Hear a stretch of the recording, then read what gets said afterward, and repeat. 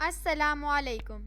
ہماری اس ویڈیو کا مقصد سورہ مبارکہ طٰہٰ کی آیت نمبر 26 میں سے قرآن پاک کے وہ پاک الفاظ تلاش کرنا ہے جو کہ اردو میں بھی استعمال ہوتے ہیں۔ آئیے پہلے آیت کریمہ کی تلاوت کرتے ہیں۔ اعوذ باللہ من الشیطان الرجیم،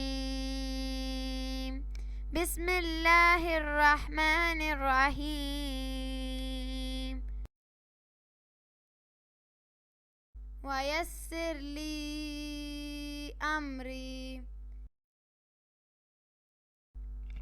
اس آیت سے ہم دو الفاظ منتخب کر رہے ہیں۔ ہم دیکھیں گے کہ قرآن پاک کے یہ دو الفاظ اردو میں بھی استعمال کیے گئے ہیں۔ اس لحاظ سے اردو بھی ایک بابرکت زبان ہے۔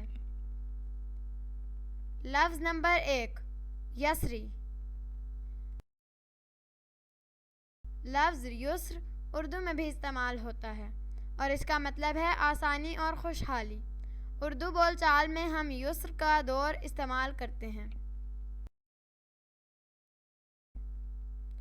لفظ نمبر 2، امری۔